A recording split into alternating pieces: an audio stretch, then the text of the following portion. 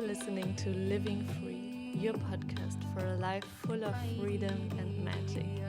I'm your host, Tanja Hirsch, and I hope that every time you listen, you feel a little bit more inspired to follow your intuition and to create a life beyond your wildest dreams.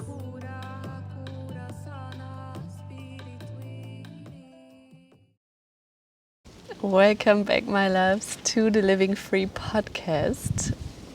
It's the last episode that I'm recording from French Polynesia, so if you listen to this episode, don't be surprised if there's like noises in the back. I'm sitting outside, but you can also watch this conversation on YouTube, where you see my beautiful background where I live in these turquoise dreamy waters with palm leaves around. So I always love to watch conversations, but it's up to you. So today I will share my recent San Pedro ceremony with you.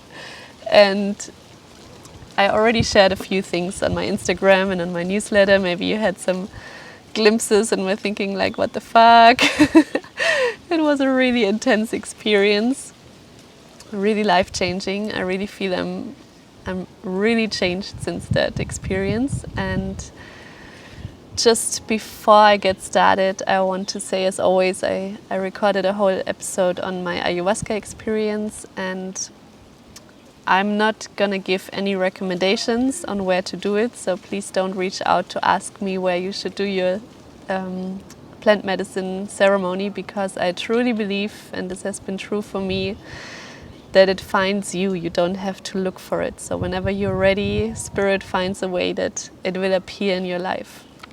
And you can trust it. I tried to force it when I did my yoga teacher training, and I came out of a really toxic relationship. I think it was 5 or 6 years ago, after I lost my yoga studio and I was in a really dark place. I wanted to do it. And then I went to a community in Costa Rica where I thought, like, this is the place. I'm traveling there to do my plant medicine journey. And when I arrived there, I didn't feel safe with the people there and in the community. I was in a very vulnerable, open space, and it didn't feel like the right moment. And I trusted that, even though I came all the way to Costa Rica for that, I didn't force it. And I'm very happy I didn't, because when it arrived, it was perfectly divine timing and all I needed. And like with every journey, I think it doesn't give you what you want, it gives you what you need in the moment.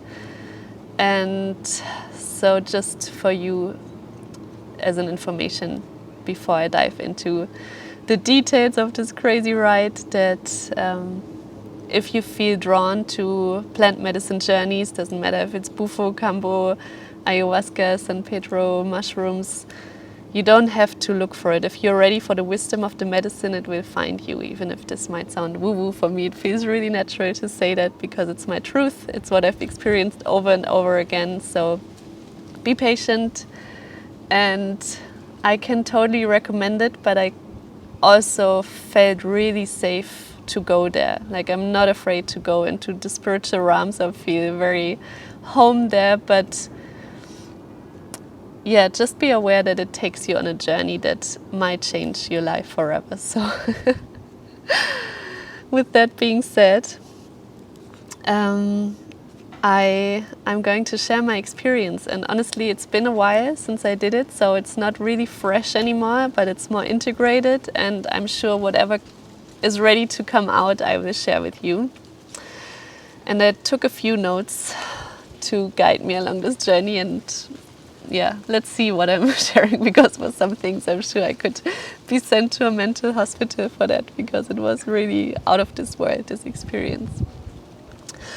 So it was very spontaneous. I didn't plan this journey at all, but I'm very open to it. So it found its way to me, and my friend just asked me, do you want to join this plant medicine journey? And I was like, yeah, let's do it. It felt really right. And I did San Pedro before ayahuasca. It was, if you're not familiar with San Pedro, it's like a cactus from Mexico, and it has psychedelic consciousness expanding. I'm not a professional in explaining these things. I'm more into sharing the experience abilities. And it can open you for things you're not ready to see with your eyes and your senses, because the human experience is very limited. But if we expand our consciousness through different things, it can even be possible through breath and breathwork journeys. I've had similar experiences, or even just being home alone, I had similar experiences when I was really open and present and open for these things to come up. But sometimes we need a little help, and the plant medicine can really support us on our journey to bring forward what is ready to be revealed to us from our subconscious, from source, from the higher realms. It can really be life-changing, and every journey is also different, like I said. So my friend asked me, and then we met a few days later.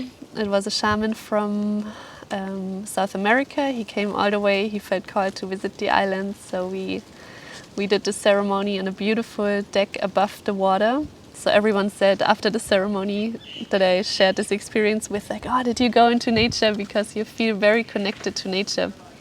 I was like, nobody left this pier. Like, we spent the whole time, the whole 14 hours and the night over the water.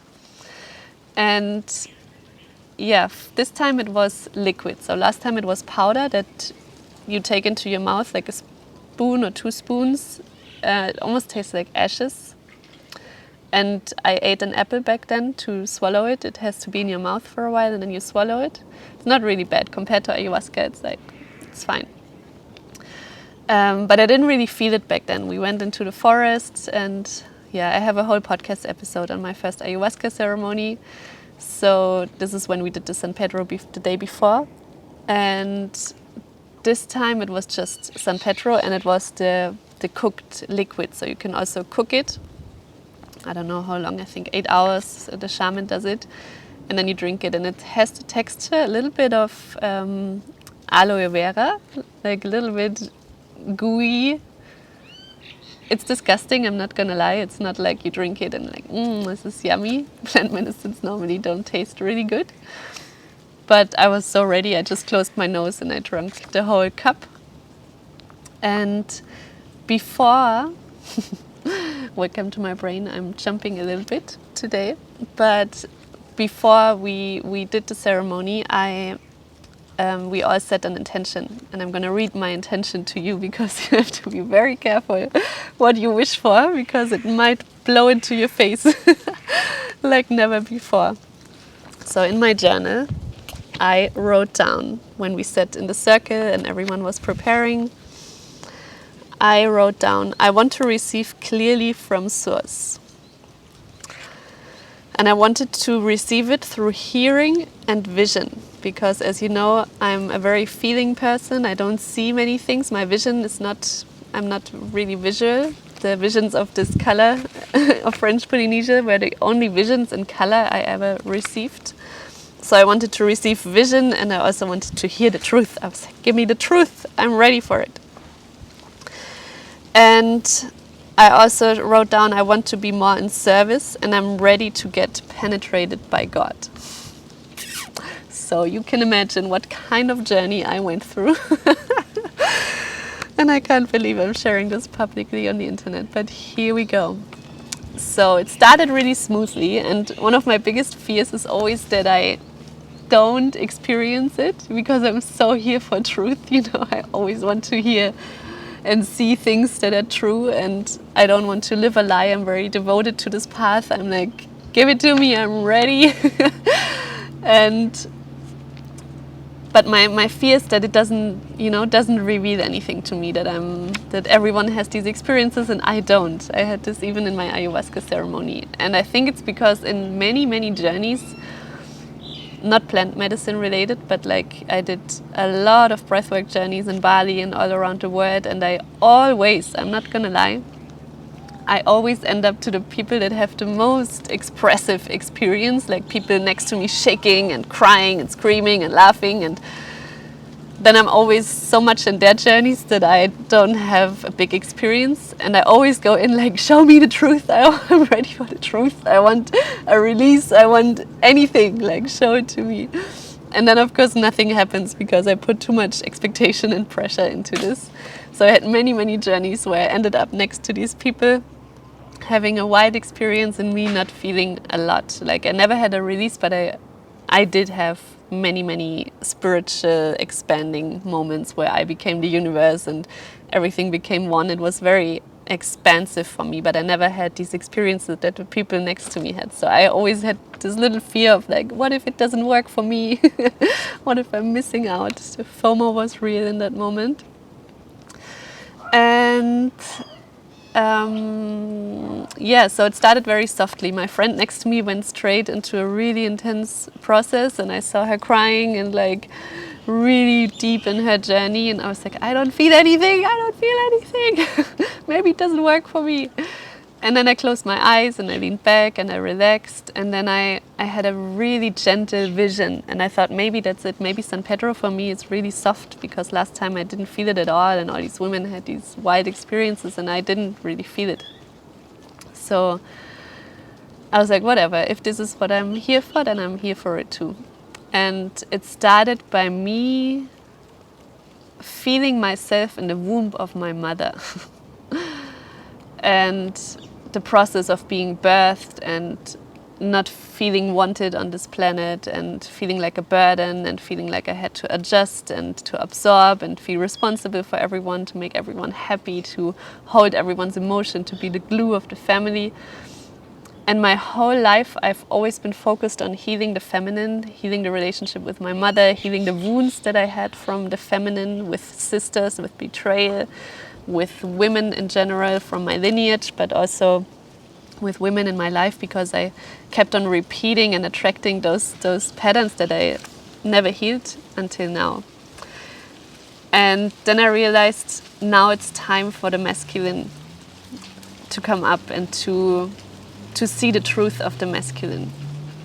Because I also had a lot of experiences with ex-partners, and my granddad was very narcissistic, so there were a lot of moments where I didn't feel safe with the masculine, where the masculine took advantage. I was hurt. Like, there were many moments where I took on wrong beliefs about the masculine. And 2022 has all been about abundance for me, and about the masculine and receiving and healing my relationship with the masculine. And when I was being birthed, I could feel, even though I didn't feel the safety from my mom, I could feel the safety from my dad.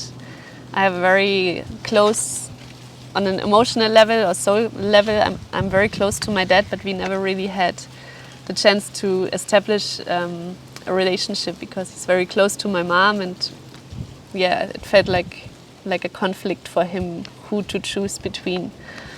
And I could feel that I was safe with him, and that he loves me so much, and yeah, that it kind of went through the lineage of my family from the father side. So first I could feel the safety, how safe my dad felt to me, and how beautiful the masculine is. So it was really just like this admiration for the masculine, for men, and for the beauty they bring to the world. And then my granddad, that died a few years ago, appeared, and he was not blood related, but he was the new husband of my grandma. And I'm sorry if it gets windy, but I don't want to be inside, so I'm recording this outside. I will stay. And he appeared, and he said he's so proud of me that I'm the first one in the family to, really look at the unspoken things that heals this generational trauma that has been passed down, that it was too much for him in my family. That's why he left so early. He didn't really fight for his life. At one point he gave up, and I saw him like being really proud of me, that I'm the one. I'm the one who does the hard work in this family. And then, it went through the lineage of my masculine side, but it was very gentle, and I was almost like, is this it? Is this it? And then I thought maybe I should drink a second glass, because it takes like 2 hours until you really feel it. And the 2 hours have already been passed, and I was like, yeah, this was nice, but I think there's more. And when I was having this thought, I looked at the shaman and he was already pouring a second glass for me. And I was like, how did you know? He's like, I don't know how I know things. I just receive it and I follow. And I was like, okay. So I drank the second glass all at once. Disgusting, but it was okay. And then, holy shit. And then it started to kick in like nothing in my life has ever kicked in. Like, ayahuasca was a kindergarten journey for me compared to this process. So first of all, it was impressive, this group. It was a very small group. I think we were 5 people joining. And everyone had a really intense journey, but in a really beautiful way. And we could communicate without words sometimes. And this blew my mind. It was like we just knew what someone needed, or we knew what someone was thinking or saying without speaking. Like, it is really hard to describe with words, but for example, I felt like I want something masculine. I said, I want a banana. I just thought in my mind, I would love a banana. And then in this second from behind, one of the guys came and offered us bananas. I was like, how is this possible? Okay, this must be a coincidence. But then it kept on happening. Every time I thought about something, 1 second later it was revealed. Like, I was like, oh my God, a watermelon would be so dreamy right now. And then the second shaman would cut watermelon. And it was just given, you know? Or one time I was sitting outside with one of the guys, and we were watching the sunset, and it was so beautiful. It literally gave me an orgasm, and I'm going to dive into this part later. But we were receiving the beauty of the sunset, sitting outside at the water. And I just said, I don't know why I was so hungry this whole journey, and food was such a big pleasure part of this. And I was like, oh my God, imagine the soup the shaman is making right now has tomato in it. And then I just said it out loud, like my desire. I was like, I wish I had a tomato right now. I wish I could just eat a tomato. And he looks at me, and I kid you not, he passes me a tomato. He just had a tomato in his freaking hand. How is this possible? And we both laughed because the situation was so absurd. And I never celebrated a tomato in my whole life this much. I ate it, it was so delicious. And then I said to him, I was like, ask and it is given. You just have to ask. You have to ask for what you want. You have to be so precise. Don't tell the universe what you don't want. Tell exactly what you want. You want a freaking tomato? Don't talk about the tomatoes in the soup. Just say you want the tomato. And this is very metaphorically for manifestation and for what we want in life. We both laughed for a few minutes because it can be this simple. If it is what's in the highest good for your soul's evolvement, and you're really opening to receive and you believe it, that you deserve it, and everything is in alignment, it can be that easy. And I've experienced both. I've experienced wanting things when I was in lack, and I wanted this and it didn't come because I was not in alignment with it. I was not a vibrational match to my desires. It came from lack. It came from I need this to feel good, and that's the opposite. It's repelling your manifestations. But when I'm in alignment with my soul and my purpose, and I feel all the love and the worthiness from within, like I really do at the moment, sometimes manifestations happen so quickly. And this was, with the tomato, was just a metaphor of like, and this is an inspiration for you too. If you want something, be really precise. What do you want? Don't play small or tiptoe around, or don't say it. Be really precise. What do you want? What do you want? Do you want a tomato? Do you want a soup? Don't complain if something comes that you ask for. Like, if you're ready for it, you can ask and create literally everything. And then, so I'm sharing a few parts that were really funny and mind-blowing. And I want to add here that my journeys are very different to the journeys I speak to with people. And I don't know how my upcoming journeys are going to be. I'm going to Mexico very soon for a plant medicine retreat where I will also try Kambu and Bufo and ayahuasca again. So it can be completely different, but up to now, every journey has been very beautiful and eye-opening and just amazing. But of course there can come, you can go through death and rebirth and like trauma releases and all these things. And for some reason, I always have these situations when I'm on my own. I always have these moments of trauma release and shaking and crying and like really intense healing happening when I'm on my own, and it comes out of nowhere. Like some people ask me, oh, did you receive help during your trauma healing process? And I was like, it happens like 1 second to the other, sometimes in the morning, at night, in the evening. It's not that you can call someone and say, hey, I know you would just work from, like, it's in the middle of the night right now, but I'm going through a process. I was forced, there was not even time to pick up the phone. I was forced to hold myself in it, and this is why I became such a good space holder. I met myself so deep that it's easy for me to guide people through their process, because I've met the depth of my soul to a point where I thought I wanted to give up on life. Like, I am really here for the deep stuff, to hold space for deep transformation and healing. And since I met myself that deep, it blows my mind off the spaces that I'm holding. There's literally so much healing in such a short period of time possible. But what I wanted to say is that for me personally, I don't have these releases in the ceremonies normally. So maybe I will have them now, I don't know. But so far, and this is, you will hear, my experience was a very beautiful journey. It's almost like a mind-blowing cinema that I'm watching, because it opens different dimensions. It opens your subconsciousness, it opens your vision, it opens things that are always there but you cannot see. And I've always knew this, I always felt it, but I could never see it. And the plant medicine helps me to understand it even deeper by seeing it. Even as a child, I knew there's a spiritual world out there that is beyond our words.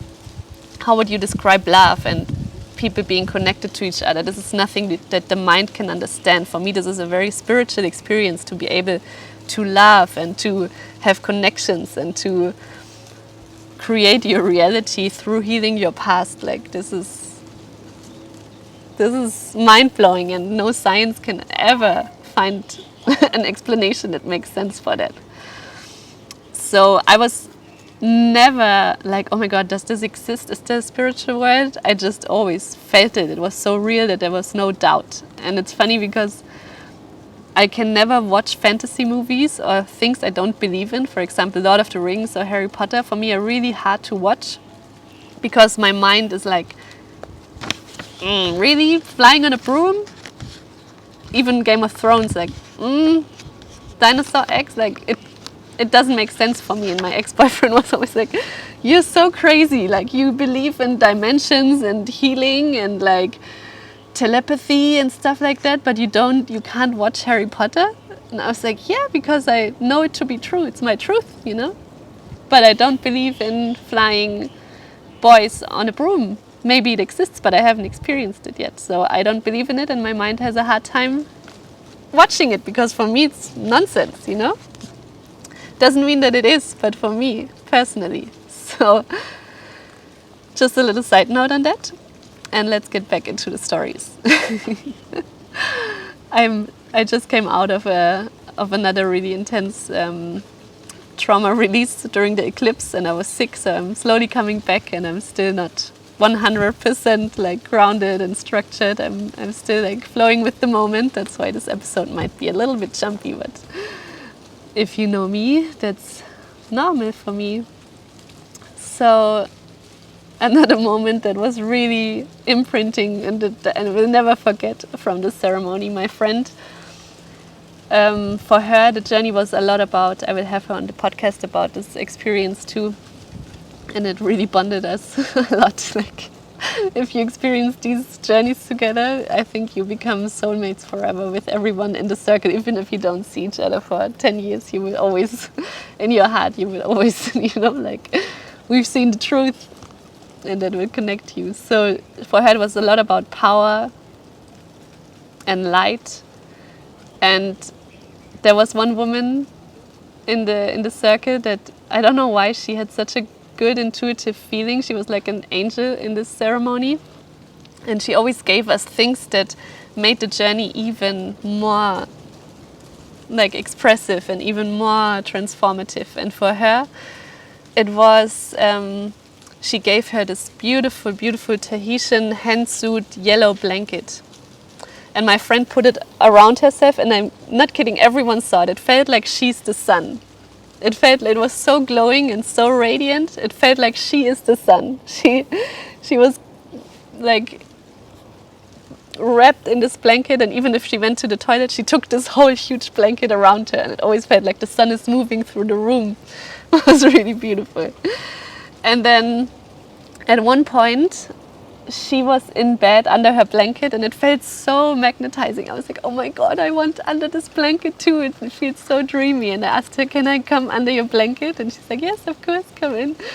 And then we were both lying under the yellow blanket, and it really felt like the sun is around us. It felt like so much energy and so much light. And then we both started to giggle, and I think we both went on different journeys. I think for her it was more like, how could we think we would never be enough, like in her own energy? Like, how could I think I'm not enough?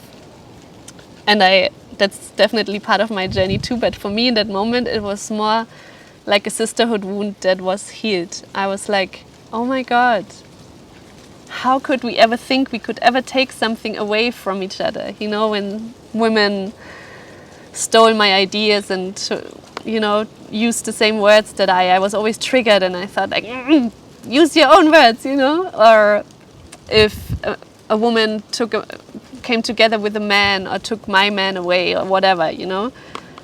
That all created the illusion for me that there's not enough, and that we have to be careful with women, don't trust women. And even though I worked a lot through that, it was still imprinted that I'm careful with women, you know, like there's not enough, and there's competition maybe even, and if she has all the success in the world, it wasn't that it triggered me, but I thought maybe if she already does it, I can't do it, you know.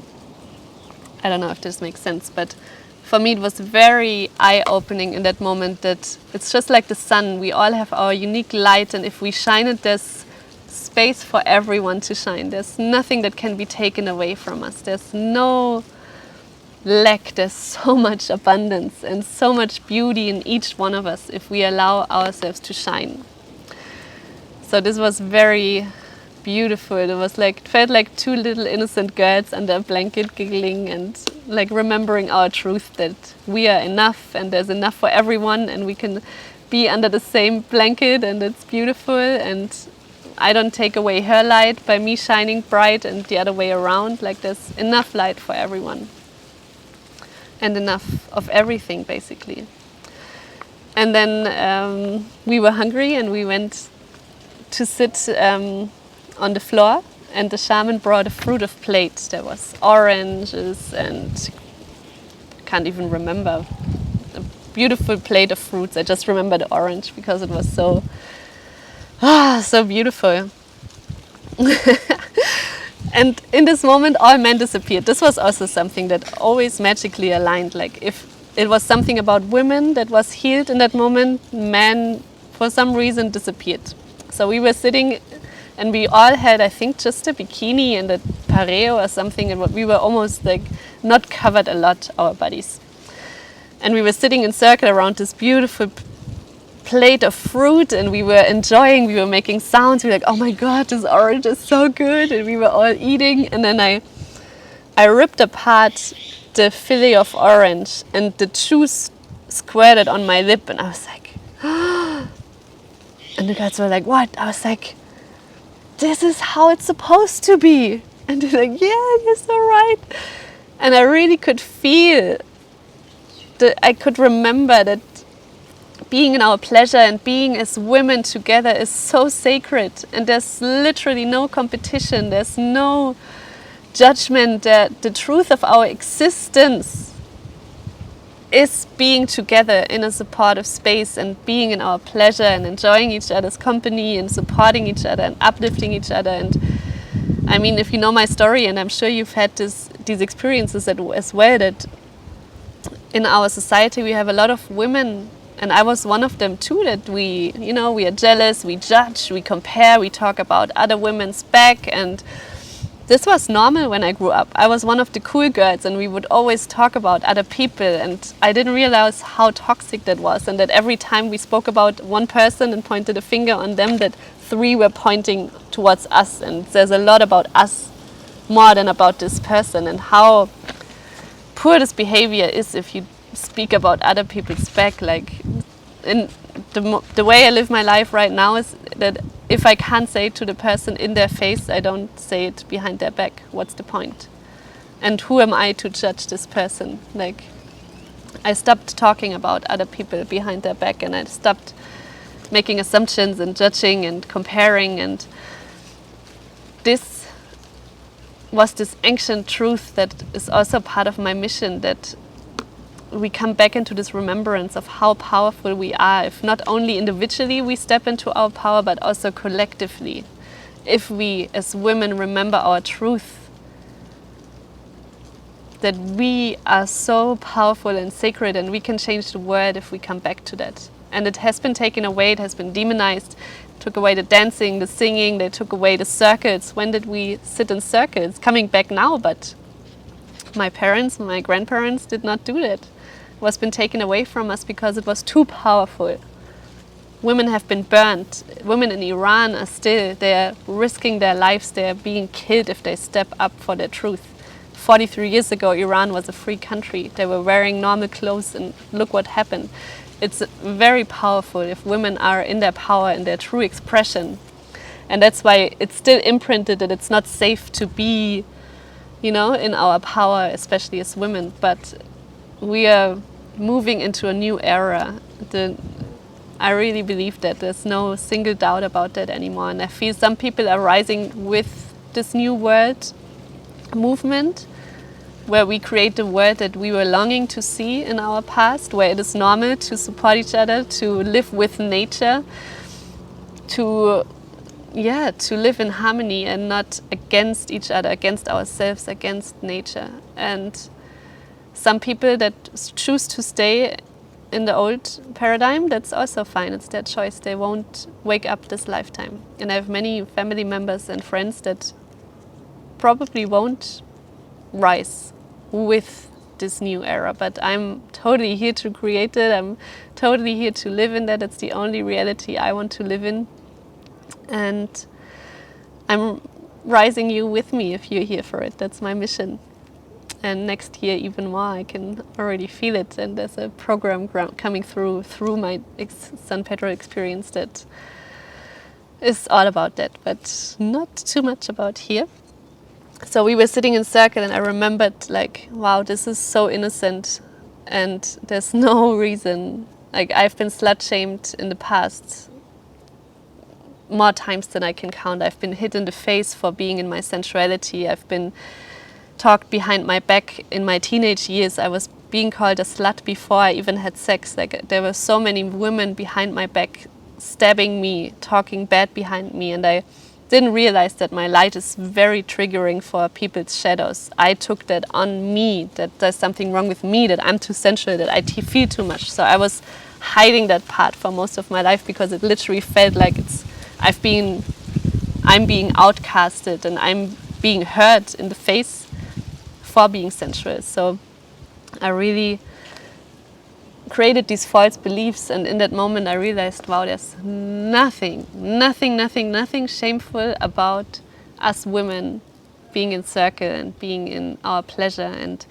expressing your sensuality. This was really a reclaiming of my sensuality even deeper. Like, I was so here for it. And even though part was still like, what if it's too much? I don't know this woman, but she was so sweet, and she also had these moments of pleasure with food and everything, that it was like through her I healed that it is safe even in front of people I don't know, because I showed this side to my closest friends always, but in public I would dim my light immediately. If I would walk into a room, I would dim my light. I would even not dance freely. I was in my mind because I was afraid of being judged, and like if it looks stupid and if it's too sensual or not enough, if I'm not in rhythm, like I was so in my mind if I was not drinking. that I was blocking my pleasure from just being in my body and feeling the music. And this was coming back in the last years that I love dancing just so much and being in my body. So this was another funny experience and beautiful healing moment for me, that I just imprinted the new belief, the truth in my body, that every single woman should know this. Every single woman should feel safe in their body to embody their sensuality. And especially if a sensual woman is triggering you, for me, jealousy and these feelings of comparison, they're always an indicator for an unmet desire.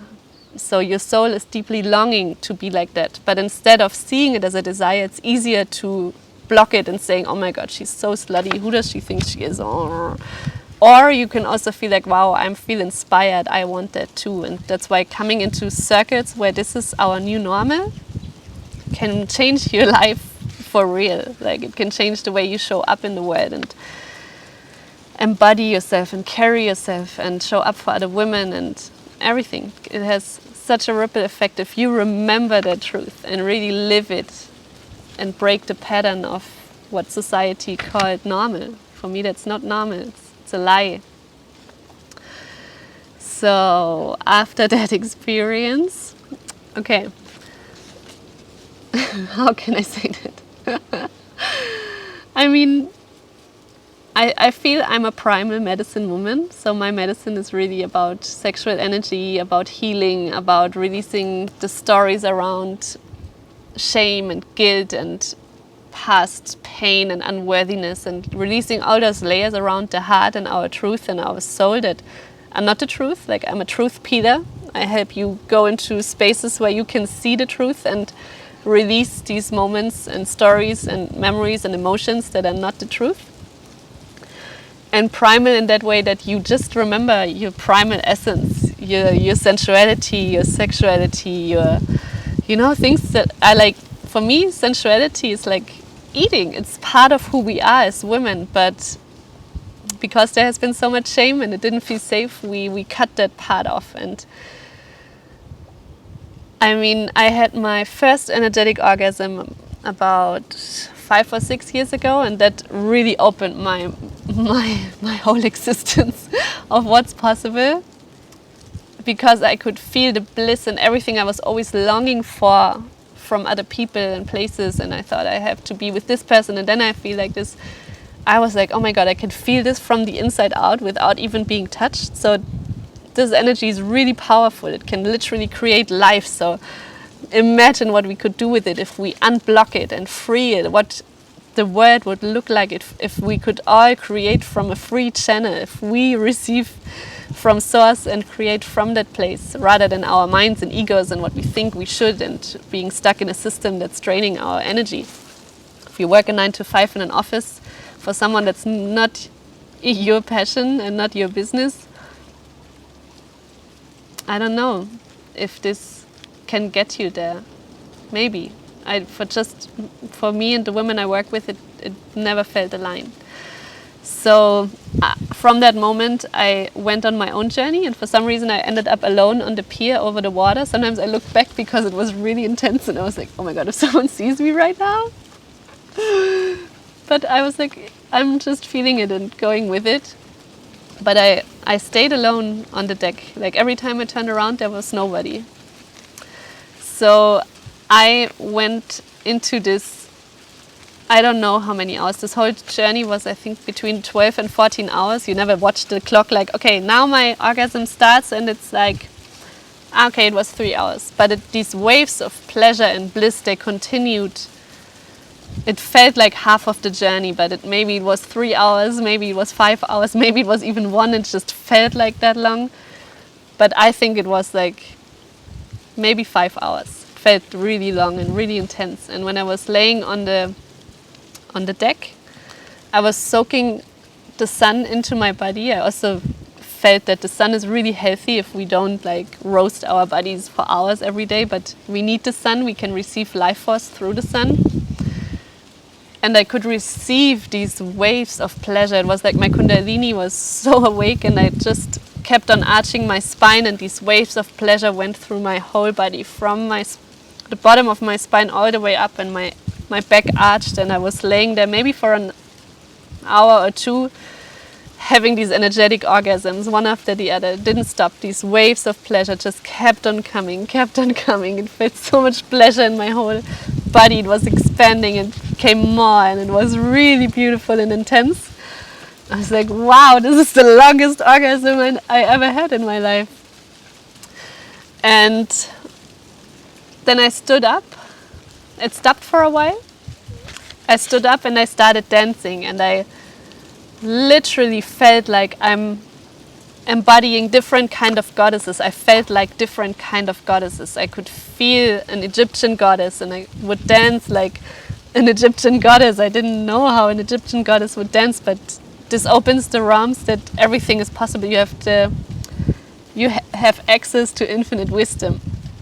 And I was just dancing, and then the woman came again, the beautiful girl, and she put a yellow flower necklace around my neck. It was really heavy, and it felt like pure gold. And it was like, how did she know? And she's like, I saw it. She just knew that I was a goddess in that moment. And this necklace would even, like, how do you call it, amplify the feeling of being that god. It really felt like I have my golden necklace now, and I'm dancing like this Egyptian goddess, and it would change to different goddesses. And while I was dancing, I could see the spiritual realms opening. I could see different dimensions with my eyes in the sky. Like, I could see different patterns and different dimensions. I could feel the whales around. We were on Morea, and I could feel and hear the whales. They told me they're from a different dimension. They can heal and shift frequencies. And yeah, I mean, I'm jumping again, but this is what I experienced during my White Soul retreat on my own. When we went on the whale tour, I love rough water, and I love, like, I just love the sea. I'm an adventure girl. I love the ocean, and I love rough ocean, and I've never been seasick in my whole life. And we went out, and I became so seasick, I purged my soul. But we had a big ceremony the last evening before, and I closed all the doors to all the men in my life that were still open, to all my exes, to all my past lovers, to everyone that I was still, like, holding a stone in the door, or like having the window open. And I closed all of these doors, and it was really emotional and really intense also for the other women. They all had their own journey. And I feel the next day it was like a purge of what was not in alignment, what needed to go from that to be able to call my man in. And I can feel him really close since that moment, since I closed these doors, and felt like my body is purging through me, and the whales amplified that. So I was just this whole whale tour. I tried the first 3 times. I jumped into the water, and I puked in the water. My friend swam into my puke. She didn't know. She was like, oh, is this a jellyfish? Why is it so orange? And then she's like, oh no, it's actually Tanya's puke. Okay. I'm laughing now, but I was literally dying for hours. I just had to surrender. My girls had the most amazing encounter with the whales, and I just needed to surrender. I couldn't even sit. I needed to lay down and purge my soul out. I had a huge emotional release, and I felt it was connected to the whales. And I did 2 whale tours after that, and that were much more rough, much more wild with the water, and I didn't get sick at all. And I heard many, many stories of women puking or crying when the whales came close. And that's what I heard in the ceremony, that whales are actually here to shift and to heal, and they can realign, if that makes sense. So this is what I received from the whales. And then I could see, these patterns and everything. You can't find words for the different colors, luminescence, different shapes. I even saw alien shapes. I saw my dark feminine. I saw the raw darkness of me. And in the past I was so afraid of my darkness, but since I embraced my dark feminine, I worked with my shadows. I'm still healing. I think it never stops. I'm healing my traumas. You cannot say you healed your traumas, because it's a lifelong journey. Since then I'm embracing that part of myself, and I can see that it's both equally important, and I could just see all these dark images too, and the light and the beauty, and it was just mind-blowing. So I was dancing, seeing all these things. I turned into different goddesses, and then I went inside, and in my mind I was like, oh my god, imagine a piece of watermelon right now. And then the shaman came, of course, and gave me a piece of watermelon, and I was like, I wasn't even surprised at that point anymore. I was like, okay. And I took this piece of watermelon, and the moment it touched my mouth, I'm not even kidding you, I could feel, you become so sensitive, and my senses through these orgasms were already so open. I had an orgasm in my mouth. I could feel how my tongue touched the texture of the watermelon, how the juice came out, the sweetness, the juiciness.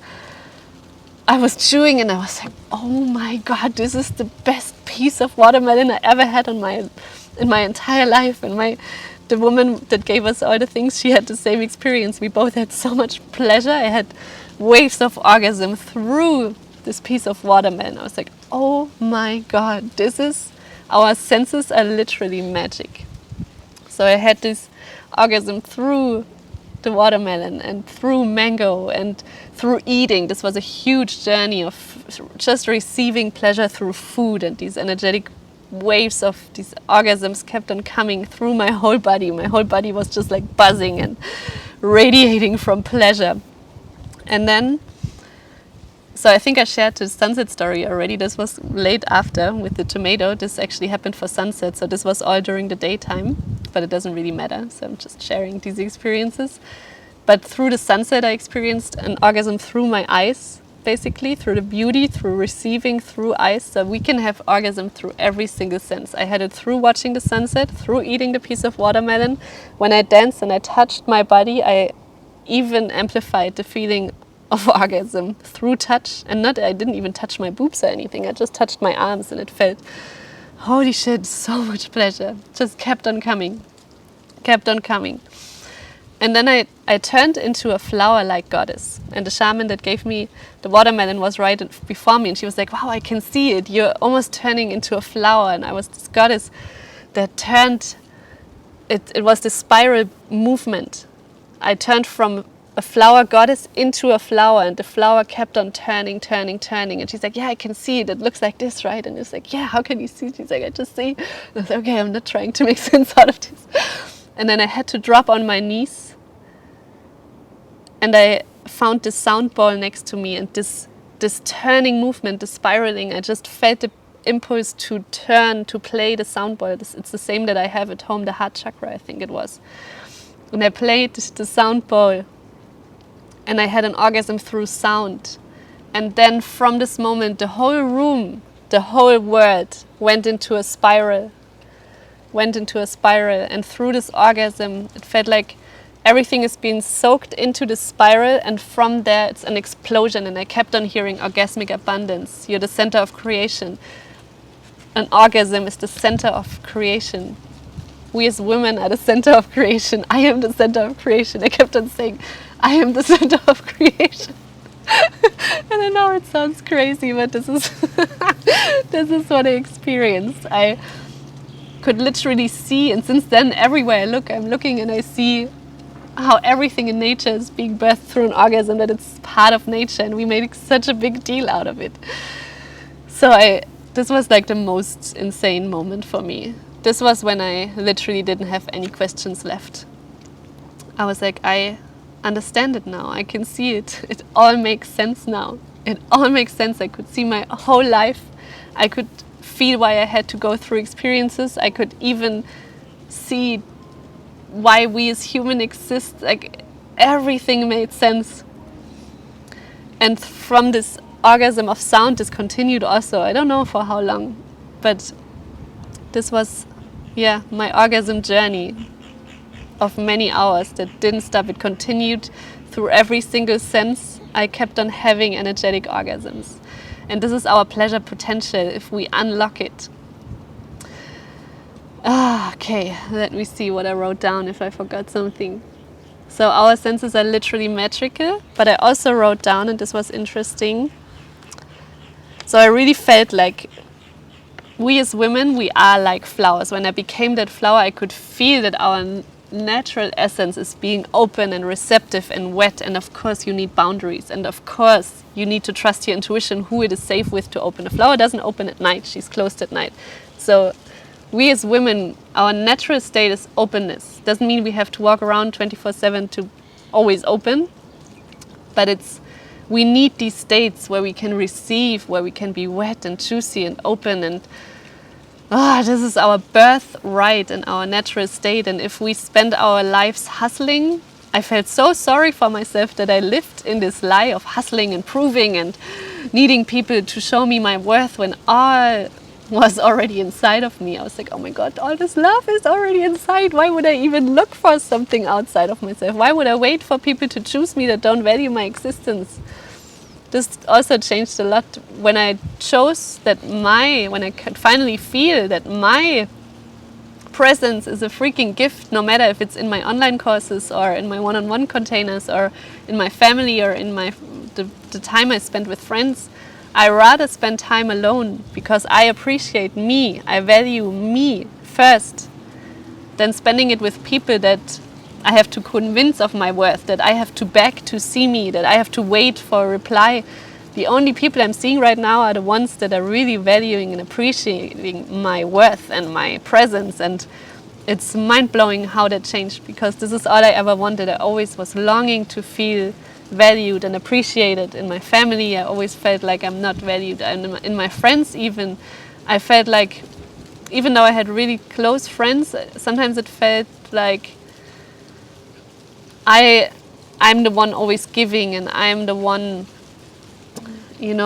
waiting for them to choose me, when all I ever wanted was me. I wanted to choose me. My inner little girl was waiting that I could finally see my magic and my like the gem that I am. And I'm not just saying that, I'm really feeling that what a gift it is to be in my presence. And I took it on. If someone was triggered by my light, I thought there's something wrong with me and I have to hide me, but actually it's not mine to carry. I'm not responsible how other people receive my light. I can only shine it, and if it triggers people, they can say mean things, but I don't take it on anymore. It's like, I'm sorry you feel that way, honey, but it's not mine to carry, it's yours, and I give it back to you. And this really shifted. The women that are coming into my field are really, they're ready to change. They're having huge transformations. Soul Aligned is out of this world, my program right now, because I attracted soul aligned clients. And the same for friends. I had to walk a long time this year without anybody by my side through the darkest period of my life.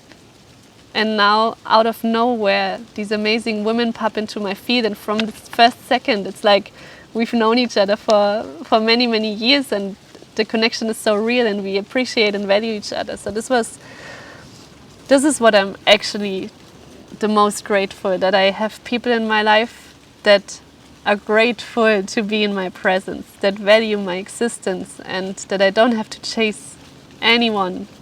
Also the man that is coming into my life, I can feel his presence. I don't have to do anything. So I wrote down, I don't have to do anything. I'm like a flower. I just have to be, to blossom, to be wet, open to receive. So this is what I'm doing. I'm not chasing anymore. I'm not controlling. I'm not pushing. I'm just being. I do my best that I can, but I'm more into being. I am who I am, and I'm showing all of me, and who's in alignment with that is happy to come into my life, and who's not is happy to stay out of my life. It's like the magnetism of polarity is very real. The more you become you, the more you will repel people that before, when you were hiding that part, were still finding ways to connect with you, and then suddenly they see holy shit, this is so edgy. And it can feel scary if these people fall away, but it's actually a blessing, because do you want people in your life that are not in alignment with who you truly are? I don't. Never again, please. And then it is safe to trust, to let go, to be soft. This is also something, holy shit, this changed my life so much, that I could finally trust that I'm supported, because my whole life I needed to take care of myself. There was no one to catch me. I needed to be independent and even carry people's emotions that were not mine from since I was born, in very toxic patterns. And since I gave that back, and since I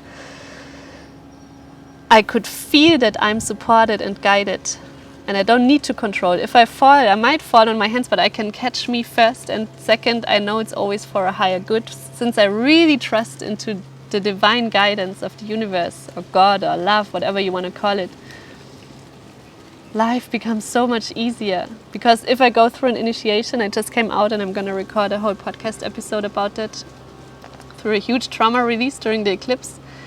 And I had to cancel a few things, to postpone a few things. And normally I would have been like, only a few years back, I would have been, oh my God, this is a nightmare. I promised all these people I'm going to, do the yoni egg initiation, and now I can't. Like, I'm going to let them down. And this is the old paradigm.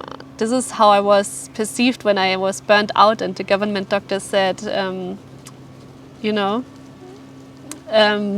you just take a pill and go back next week to school, to work, when I couldn't even be on the street. Like, this is why I was still in this old paradigm. But I just received the initiation, and instead of resisting it, I was like, okay, I always know that it's for my highest good, and maybe this is what's needed right now. And when I stopped resisting and really embracing this initiation, even though it was very painful and very ugly, how can I explain that? I saw that it's actually in my highest good. I saw that I needed that to slow down, and I saw the lesson really quickly. It's not like, oh my God, why is this happening to me? This is so hard. Why is everything falling apart? Why do I have to change? And I had so much on my schedule. I was like, okay, actually, thank you, because I wouldn't have slowed down on my own. So thank you for this. I get it. I see it. I act on it. I surrender to it. And yeah. Oh, hello. My cat is coming.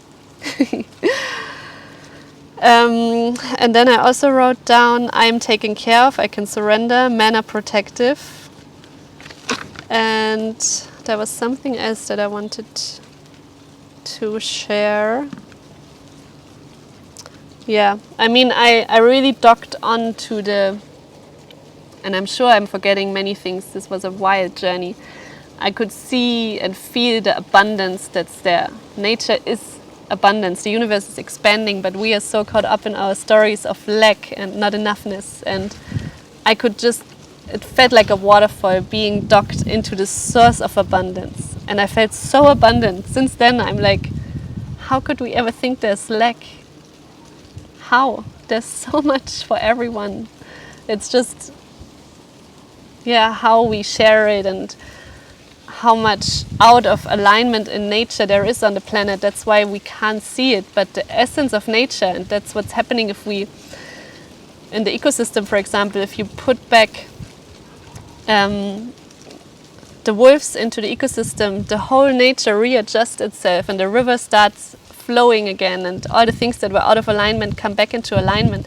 But we as humans, we forced ourselves into nature and created so much chaos that of course we can't see the natural abundance. But nature has the power to heal itself, and we have the power to heal itself, and it starts with us, and then it ripples out into the world. And that was like, there's no lack in its essence. Oh yeah. Okay, one last story, because I'm already talking for an hour. When we were sitting outside, this was with men. No, this was women again. We were just the women outside on the deck. I can't believe I'm sharing this story because it's very crazy. But it was what I experienced, and I want to share it with you. My friend was peeling an orange, and she put her finger in the center of the orange. And I was like, oh my God, this looks so tempting. Can I do that too? And she was holding the orange.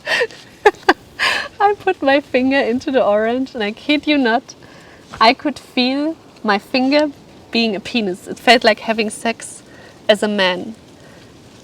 And I kept on penetrating the orange, and it felt like I'm in a vagina. And I was like, oh my God, this feels so good. And I even had an orgasm, but as through a penis. Like, it felt like my finger is a cock. And it was even when I had an orgasm, my finger was really sensitive and shaking. I really felt like I know what sex feels like for a man. And I was like, I get it now. I know why men are so obsessed. This feels amazing. Oh my God, I had no idea. And my friend just told to Orange, she was like, I can never look at oranges the same way ever again. This is amazing and weird. And then there were a lot of moments with shaking the shaman when he smudged me, like all these different energies in the room merging, and like this is beyond words that I can't even explain. But what I took out of it as well is that the masculine is divine and it's very connected to abundance, and I'm so grateful for the masculine. I'm receiving so much help. I'm learning to receive help from the masculine in a healthy way without the feeling of I need to give something back, without feeling like a burden when I ask for help. Like it's a really time-changing, life-changing time for me in my life right now. And also I want to share what I've really felt is that we all belong. We don't have anything to prove. There's nothing to hide. It is safe to just be. And this sounds so simple, but this can take years for us to get into the state. But that's what I wish for every single soul on this planet. Oh yeah, and then this child came. Oh, that's another story. Yeah, I'm gonna leave it here for now. I've talked for an hour. This is like a little glimpse of my crazy, wild San Pedro ceremony. And yeah, I'm off to my adventure to Central America, to Mexico, where I will attend my next plant medicine adventure. I might share about it soon after. I'm excited, a bit nervous too. My body's already preparing. Like I shared, I already had these purges and trauma releases. Maybe because I don't have them in the circle, but maybe because it's what I need for the circle. The body knows it's beyond our mind and logic and out of our control. I just trust that, and I hope you enjoyed this episode. And before I'm leaving to Mexico, by the way, if you want to join us, I'm going to assist Nadine Lee's feminine embodied leadership training in Costa Rica, and this work literally can save you like 10 years of therapy. It's the most transformative and healing work out there.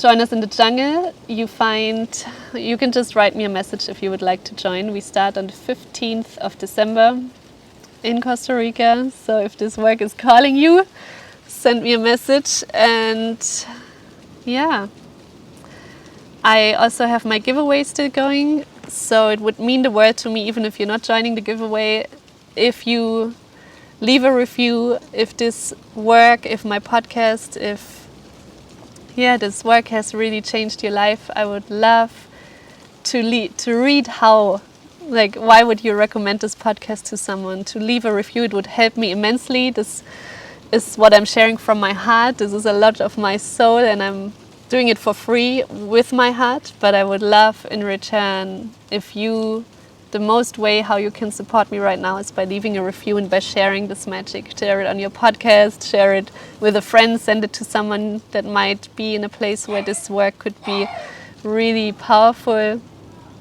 And yeah, leave a review, send me a screenshot before you hit send on the Apple Podcast app, and I put you in the box. On the 12th of December, I will pull the names live from Tulum before I fly to Costa Rica. So I invite you to join, and you can win also epic prizes by doing that. So you not only support me, you can also win one home retreat that's worth 555 euros, the most expensive one, and one of 5 spots for my closing 2022 ceremony, where we gather together all around the world to integrate this wild, crazy ride and to move into the new year with integrity and with, just connection and integration, so we don't repeat the same patterns over and over again. I'm doing the ceremony every year, and I would love to have you.